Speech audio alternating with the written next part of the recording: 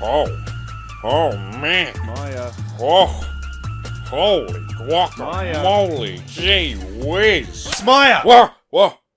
Oh, yeah? Oh, hey dear viewers, didn't see you there. You're probably wondering what I'm reading. I'm sure you haven't left much to the imagination. I mean, I can uncensor it if you'd like to have a sneak peek. Are you trying to get the video age restricted? Smaya, how many times have I had to tell you that YouTube keeps updating that— A woman! I think I've taken a bit of a liking to these guys. That a bad thing? Atlus are a pretty well-known and respected company within the gaming industry. They're most commonly known for their work on the Shin Megami Tensei and Persona series, both of which have definitely left their mark as some of the most influential games and JRPGs of all time. God, I sound like a dork. That said though, I never really got into either franchises until only a few years back. You see, there's this little thing that we humans like to call the comfort zone. Typically, we don't like to venture outside of it too often, because that would involve discovering new and exciting things. And why would I want to do that when I can just play through Sonic 3 and Knuckles for the billionth time?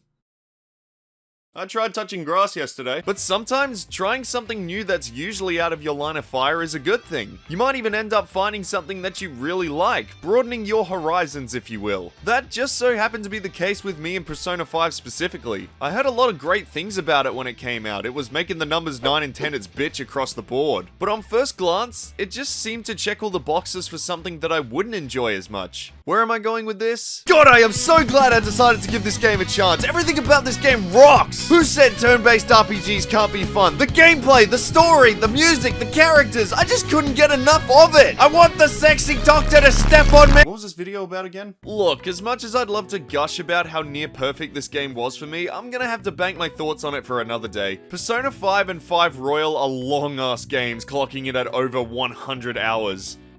Each. And I don't exactly know how to approach doing a video on P5 as a topic just yet either. It's kinda hard to talk about something you really like while trying to do it justice. And then trying to squeeze it all into a video that isn't the length of The Godfather Part 2. Doesn't change the fact that I've been dying to talk about an Atlus game on my channel for some time now. And then I realized, hold on, if I enjoy these games so much, what's stopping me from trying out another Atlus game? Short answer, I'm poor and most of these games are hard to come by nowadays. Long answer, released in 2011 for PS3s and 360s, Catherine did, well, something. Much like Persona 5, on paper, this game just seemed to have everything I don't look for in a video game and was way out of my comfort zone. Ew. Anime? Ew. Puzzle game? Ew. You must like what you see. Boobies. With 2008's Persona 4 wrapping up development, Atlus thought it was about time they jumped ships from the 6th console generation and begin anew on the sexy, sleek new 7th gen consoles. It might not look it, but this thing was considered sleek once upon a time. And this thing just looks like a building from Dubai. Instead of hopping straight into another huge entry in the SMT of Persona franchises, the team decided to experiment with the new hardware that Gen 7 consoles were now capable of. Meaning technically, Catherine was merely a tech demo for what would later be used to create Persona 5. Know your f***ing place, trash. Is what I would say if this game didn't rock my socks off. From every angle, this game just looked weird as hell. And gonna be honest here, that's kind of the main reason I decided to give this game a shot to begin with. Not gonna lie, I was expecting to just crack it open, play for 5 minutes, put it back on my shelf, and then forget about it, much like the rest of my library. But to my surprise, what I ended up getting was a challenging yet rewarding game with an engaging plot, likable and memorable characters, and another game's OST to jam out to. Yo, you made the council a sheep. 1, 2, 3, get sucked in my This is a certified hood classic. Right out the gate, Catherine begins in a pretty unique way. And I'm not just talking about that title screen. Unlike other games where you get tossed right into the story, it's implied that the entire plot of this game takes place in a TV show called The Golden Playhouse. This is explained to us by the voluptuous Trisha, the show's hostess. A lovely story awaits you. From here, we dive into the TV's universe and the story of Catherine begins. In this game, we assume the role of Vincent Brooks, a charming young man. I pissed the bed for the first time since grade school. An average dude in his early 30s who just seems to be coasting through life. His girlfriend of many years, Catherine McBride, aka Catherine with a K, wants to start getting a little more serious. She starts low-key pressuring him about meeting her parents and flat out says that the two of them should finally consider tying the knot. Vincent isn't too fond of the idea, as he seems to be pretty comfortable with the way his life is at the moment. He works his day job at some tech company, often meets up with Catherine for a coffee, and spends his evenings drinking with his friends at their favorite bar, the Stray Sheep. All is normal until one fateful evening, after a few too many rum and colas, the mysterious new girl on the block, Catherine, with a C, shows up to the bar and effortlessly seduces Vincent, which results in her ending up in his bed the next morning. Now, on face value, it seems as though this twat got a little too carried away with the booze, liked what he saw, and had an affair. But it doesn't quite end there. This is an ATLUS game, don't forget, so the rabbit hole goes a lot deeper than you might think. That wasn't a sex joke, but I'm leaving that in. In the midst of Vincent's little entanglement, there's been an epidemic of sorts sweeping the nation. A bunch of middle-aged guys have all been experiencing a constant string of strange nightmares, where you and a bunch of other talking sheep are forced to climb a tower of blocks or fall to your death. And if you die in the dream, you die for real. This has unfortunately resulted in countless men ending up horribly mutilated in their humble abodes the following morning. So it's up to Vincent to survive the nightmares and figure out how they keep occurring, who this new blonde Catherine is and why she keeps showing up in his bed every morning, and how the hell he's gonna keep all this a secret from other Catherine. Bathroom gotta go right now. What a perfectly Japanese game. Now, just like my last video, I'll be taking a look at the PC port of the game for this video. I did start playing through the console version and even started recording some footage for it, but as you might have guessed, 720p from the PS3 doesn't exactly look stellar on current day YouTube.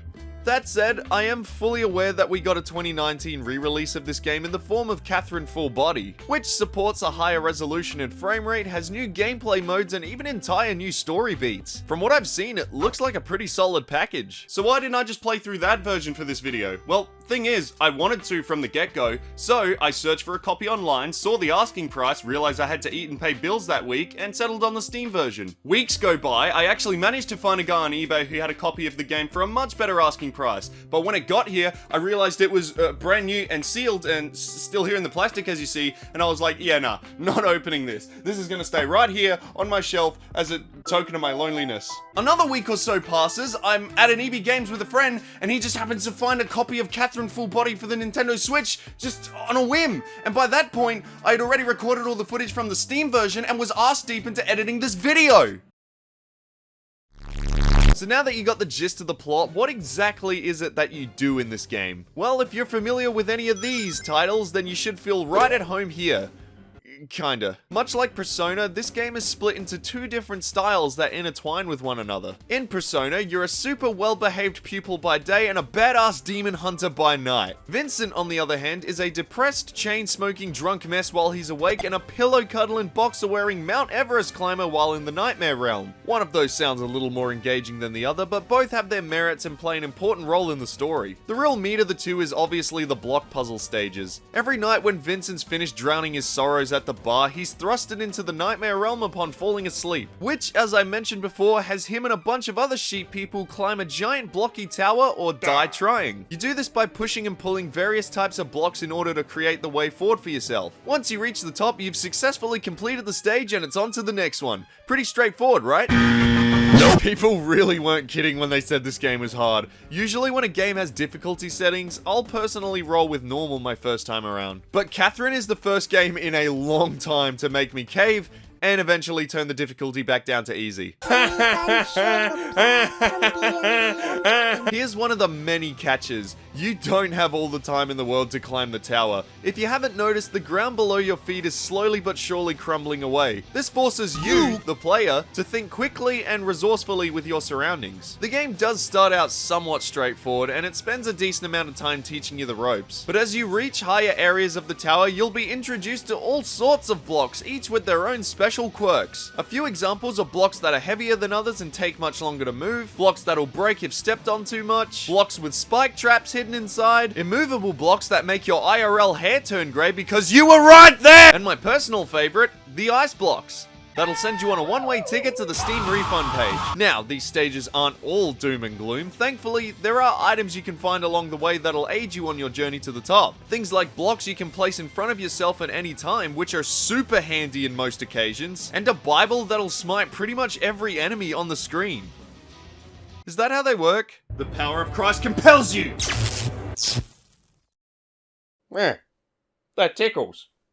Wait a minute, am I a demon? Yep, you heard me correctly. On top of all the blocks and items to worry about, you'll even run into enemies throughout the levels. You got your regular sheep, sheep with slightly bigger horns, big fat fluffy sheep, black sheep, sheep with a lust for blood, ants. Upon beating the levels, you're ranked based on your score, and you'll either earn a bronze, silver, or gold trophy. If you're aiming for gold, you're gonna have to beat these stages with little to no room for error. So if this is your first time playing, don't expect to see these ones too often. You're gonna have to work a little bit harder for your Oscar than that. In between the stages, Vincent will reach these safe plateau areas. They act as a semi-hub world where you can save your game, converse with the other sheep, and purchase some of the aforementioned items. By far the most useful thing to do here is learn new climbing techniques from the other friendlier sheep. This is optional, of course. You can just ignore all of this and move on to the next stage if you really want to. But I highly recommend learning these new maneuvers during your first playthrough. Like I said, the stages get far more complicated the higher you climb. So learning new skills, no matter how situational they may seem, will definitely come in handy a few times later down the line. More often than not, you don't need to remember each and every one of the techniques, but there are a select few that you'll find yourself using over and over again. When you finish your climbing lessons and talking to psychotic people, Who are you? Who am I? what the fuck? Vincent uses these rocket-powered confessional booths that'll bring you to the next stage.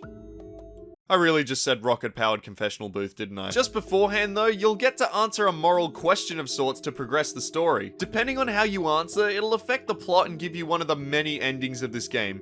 But more on that later. These questions are fun though. Some of them are simple funny ones like if you were suddenly naked in public, where would you hide? And then others are a little harder to think about, like who would you choose over your best friend or lover? Have you ever gotten excited looking up dirty words in the dictionary? I looked up sex in the dictionary. I never want to read again. Just be glad you never got tricked into Googling blue waffle when you were like 10. Oh, that just sounds ridiculous. What could possibly be so bad about Googling blue waffle? Wait, Smaya, don't!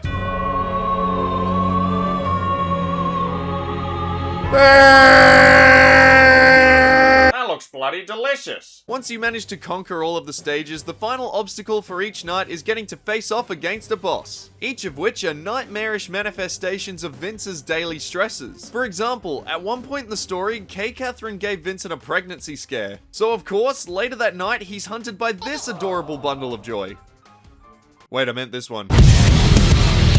You'll encounter all sorts of spawns of Satan, ranging from a pair of massive hands with a fork, the Corpse Bride anime edition, the baby comes back with a vengeance and a goddamn chainsaw, an ass monster made out of asses. Why the f am I getting the These stages bring a whole new level of tension to the already tense gameplay. If it wasn't stressful enough climbing a collapsing tower, now you gotta do it with this abomination on your tail. All the bosses have unique attacks that you'll need to avoid while climbing as well. Some are easy to see coming, therefore easy enough to avoid, some are a bit trickier to see coming, and some...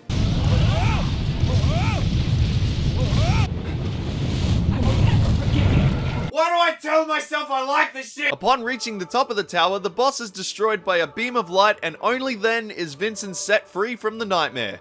At least for the evening. Now that is a lot to take in, and upon firing up the game for the first couple of hours, it can feel a little overwhelming to remember all of this. But don't worry, you will find yourself getting the hang of things pretty early on. The game doesn't bombard you with all this information overload like I just did. It slowly but gradually drip feeds it all to the player over time. Catherine is tough, but it isn't too unforgiving. Like, yeah, there are a few levels in the late game that'll definitely test your intelligence and your patience. But the block puzzles that this game brought to the table all those years ago are still so much fun and super engaging to this very day. I admire how the game just set out to be something completely new and different, and honestly, it nails it. Like, what other game released in 2011 featuring blocks was this creative and imaginative?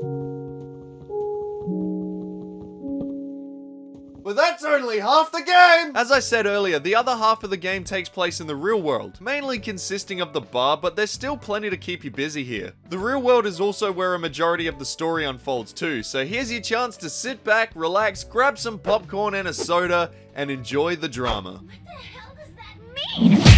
Compared to the tower climbing, the stray sheep is much more laid back. It serves as an opportunity for the player to just chill and expand the story at your own pace. You do this by chatting with the various other characters that visit the bar over time. You'll notice that some of them look very familiar. Almost like you've seen them somewhere before. Yeah, as luck would have it, turns out a lot of the regulars at the Stray Sheep are all having the same nightmares as Vincent. So the more you engage in conversation with them at the bar, they'll keep showing up in the dream and vice versa. These guys have some serious baggage, and the more you talk to them, the more you'll uncover about each of their tragic backstories. Again, this is all completely optional, but honestly, the more you get to know these characters, you sort of feel the need to want to help them out. Another little pastime at the bar is the Rapunzel minigame. There's an arcade cabinet with this neat little tower climbing game identical to the nightmare levels. It's alright. It's good. Neat little distraction. Yep. Video games. But this is a bar, of course, so the obvious thing to do here is crack open some cold ones with the boys. And believe it or not, drinking is actually a game mechanic that helps you out in the nightmare realm. You might have noticed Vincent has an alcohol meter at the bottom left corner. To put it simply, the more he has to drink at the Stray Sheep, the faster he moves when climbing the tower. So drink up, boys! First round's on me! I don't care if I have work early in the morning. Woo! Stop it. Get some help. Something else to keep you busy and to flesh out the story is checking your phone and replying to texts from Catherine or Catherine.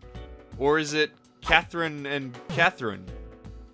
Still with me? Similarly to the confessional booth questions, depending on how you answer your text messages, you'll alter the ending of the game. You get to choose from a few different pre-written responses, all with different undertones and whatnot. And hey, if you're lucky, Catherine with a C will send Vincent a few cheeky pictures every now and then. You can't check these out in front of everyone, of course, so Vincent does the only reasonable and responsible thing and asks her to please stop sending provocative images because he's already in a relationship with the girl of his dreams. Nah, he goes into the bathroom to look at nudes. Holy shit. God damn it, Vincent! You have a girlfriend! Think with your head, not your dick! One last feature I haven't really talked about yet is the choice meter. You'll see this thing pop up time and time again, both in the bar and in the nightmares. It serves as a reminder to the player what direction your choices have been steering Vincent towards. The three main things that affect this little doohickey are dialogue options that pop up here and there, the previously mentioned confessional booth questions, and how you choose to respond to your text messages. It's pretty obvious most of the time what choices lean to whichever side of the meter, so it really comes down to what kind of person the player wants Vincent to become. If you haven't noticed by now, the theme that this game's story tries to push is freedom versus stability, e.g. Catherine with a C versus Catherine with a K. That's right! You get to choose which Catherine you feel is right for Vincent. If you want to stick with Catherine with a K, that's your call to make. If you want to go with Catherine with a C, that's entirely up to you. Don't worry, no one's gonna judge you. I've been putting off talking about this game's story, but it's for good reason. In my opinion, this is one of those games that's best experienced blind your first time around. So, rather than me doing a beat-for-beat recap of the finale like I normally would, I wanted to talk about the other thing that I really like about this game, next to the gameplay and music, of course. The characters. ATLUS are just too good at making likable, relatable characters, man. Again, you wouldn't expect a game about cheating on your girlfriend and having nightmares about sheep climbing a Minecraft tower to hit so close to home, but here we are. The f has my life come to? And I'm not just talking about the main three characters of the game. All the supporting casts are just as likable and really add to the story. They all felt like, well, real people with lives, jobs, problems, etc. But of course, our three standouts are K Catherine, Vincent, and C Catherine. While on the surface, Catherine McBride comes off as bossy and dominant, which... Listen to me. In fairness, she kind of is. She proves herself as a loving and caring companion for Vince more than once throughout the story. She's always coming to check on him, talk to him about complex topics, and generally just wants what's best for him. Personally, I felt she was the right match for Vincent. The poor guy has no sense of direction in his life and isn't the best at making decisions on his own. So having someone like Catherine by his side just felt appropriate. Then there's C Catherine. Good lord, this girl is a freak. If you haven't noticed, she's the polar opposite to K Catherine and turns Vincent's life completely on its head. She couldn't give a rat's ass about commitment. She's normally pretty carefree and flirty, but she's possessive, controlling, manipulative, and a borderline psychopath. Ah! God, she's perfect. See, Catherine always seems to get what she wants when she wants it and doesn't take no for an answer. And some people love her because of that. I mean, I can see the appeal here, kinda, but look me dead in the eyes and tell me you actually want to date someone like this. Oh, I do. Then there's our boy, Vincent Brooks. If I haven't made it painstakingly obvious throughout the video, this guy is the biggest schmuck on the planet. No spine, no conviction, and no goddamn clue what to do with himself or either Catherine's. At least, that's how things are in the beginning. While he does come off as somewhat unlikable and a bit of a blank slate at first, the more we learn about him outside of his affair, he becomes a lot more relatable and you kinda sympathize with him on a few occasions. I did everything I could over the course of my playthrough to make sure that Vincent woke up to himself and realized just how important Catherine is in his life. Despite his wrongdoings and clear lack of, well, everything, I still thought Vincent was able to redeem himself come the final few nightmares. To give a little more context, I'm gonna spoil the ending I got, so if you don't want to hear it, you can skip to this part in the video or just keep watching if you don't care. Towards the end of the game, we end up finding out that Catherine was actually a succubus from another realm. So technically, she was never real, and Vincent was never really cheating. It gets more confusing. At the same time, we also find out that Boss was the one pulling the strings, as he wanted to kill off the men with commitment issues or something like that. Look, it's super complicated. You'll just have to play the game for yourself. Obviously heartbroken, Catherine breaks up with Vincent upon learning about the affair. Even still, he fought tooth and nail to win her back and fix his mistakes. And after finally climbing up his last set of blocks, and I'm not just talking about the top of the tower, this man climbs to the freaking heavens. What the fuck? He's now officially conquered the Nightmare Realm, never to return again. With a new outlook on life and his relationship, he confesses his true feelings to Catherine, finally asking to marry her. It took some convincing and a lot of explaining, but she eventually comes around and the two of them live happily ever after. I love you so much, Vincent.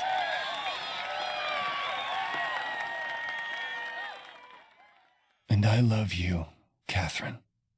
But that's just one of the 8 endings, and I'll be damned if I'm going through each one in that much detail, so if you really want to know what happens in each one, here you go. This is the one I got, and the rest are supposedly non-canon. Although I will say my favorite of the other 7 is when Vincent overthrows Catherine's dad as king of the underworld and he becomes like a total Chad. This man pulls all the demon bitches. Oh hey, that's the end of the TV show. You know, if it weren't for the fact that the console version of Catherine had a giant watermark in the top left corner throughout most of the cutscenes, I probably would have forgotten all about this detail. Games are lovely creations, aren't they? Oh yes. Yes, they are. And that concludes Catherine, ladies and gents, and at this point you gotta be wondering, what the f did I just watch? I was thinking the exact same thing too, don't even worry. Said it once already, but I seriously wasn't expecting to enjoy this one as much as I did. From a gameplay standpoint, story, characters, music, it's all fantastic stuff. If you're at all interested in checking this one out, I highly recommend you do so. It's probably one of the weirdest ones that the people at Atlus have to offer, but it'll certainly leave an impression on you. If you're into adult puzzle games that are a borderline hentai.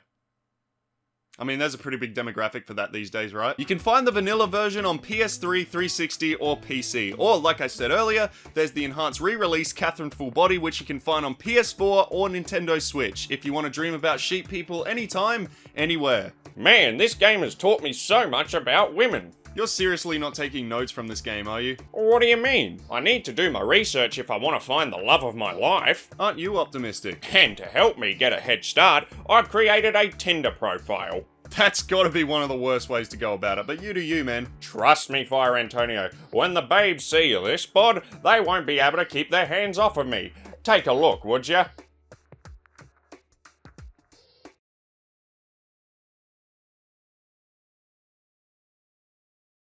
Now, how does this thing work?